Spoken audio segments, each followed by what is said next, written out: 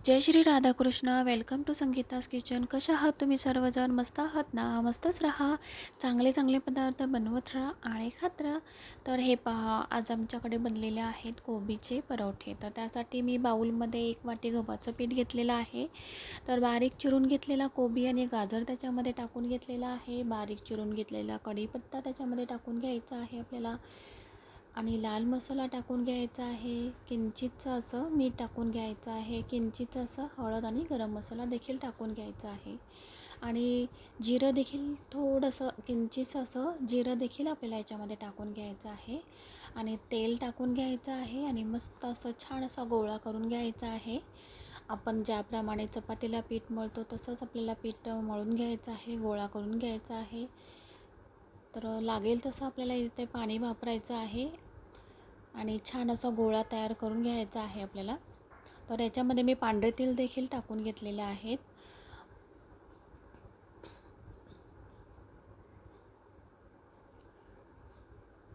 झटपट होणारा हा नाश्ता आहे. मुलांना टिफिनसाठीच मी हे परोठे बनवलेले आहेत आणि खूप असे गरमागरम तर छानच लागतात खायला. खूप सुंदर अशी टेस्ट लागते खायला कोबीच्या परोठ्याची. तर 10 मिनटासाठी गोळा हा ठेवून द्यायचा आहे, जेणेकरून पीठ आपला छान असा सॉफ्ट होऊन जाईल. आणि तर आता थोडा वेळ झालेला आहे आणि पीठ देखील आपला मस्त असं मऊ झालेला आहे, सॉफ्ट झालेला आहे. तर त्यातला छोटासा एक गोळा करून घेतलेला आहे मी आणि फक्त असं लाटून घ्यायचा आहे आपल्याला.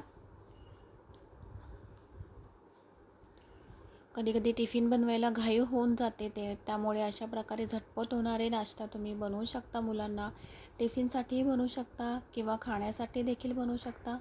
मॉर्निंग इव्हिनिंगला देखील तुम्ही नाश्ता असा करू शकता. हेल्दी नाश्ता होऊन जातो आणि पोटभरीचा देखील हा नाश्ता आहे. तर लाटून तर आपला छान असा परोठा झालेला आहे आणि इकडे तवा देखील छान असा गरम झालेला आहे. तर त्याच्यामध्ये आपण टाकून घ्यायचं आहे आणि छान असं मी घी लावून घेणार आहे याच्यावर. दोन्ही साईडला छान असं घी लावून घ्यायचं आहे आणि मस्त असे दोन्ही साईडला क्रिस्पी असे परोठे आपण भाजून घ्यायचे आहेत. तुम्हाला बटर वगैरे लावायचं वापरायचं असेल तर बटर देखील तुम्ही किंवा तेल देखील तुम्ही वापरू शकता.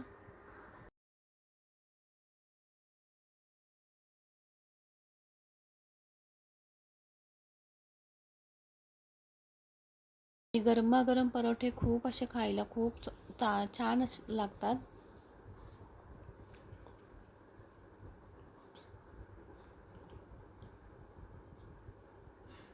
तर पाहू शकता, हा कोबीचा परोठा आपला खाण्यासाठी रेडी झालेला आहे.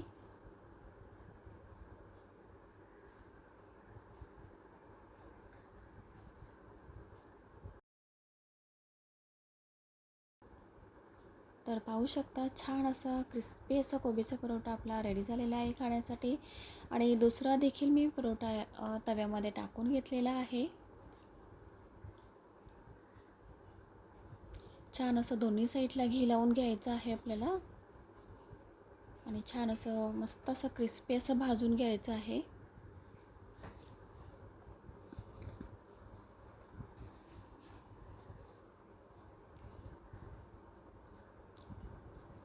कोबीचे परोठे तर आपले रेडी झालेले आहेत खाण्यासाठी. दहीसोबत परोठे खूप असे छान लागतात खायला. तर पाहू शकता, माझी रेसिपी जर तुम्हाला आवडली असेल तर ट्राय तर तुम्ही नक्कीच करा. लाईक करा, शेअर करा, सबस्क्राईब करा. Bye bye. भेटूया पुढच्या रेसिपीमध्ये.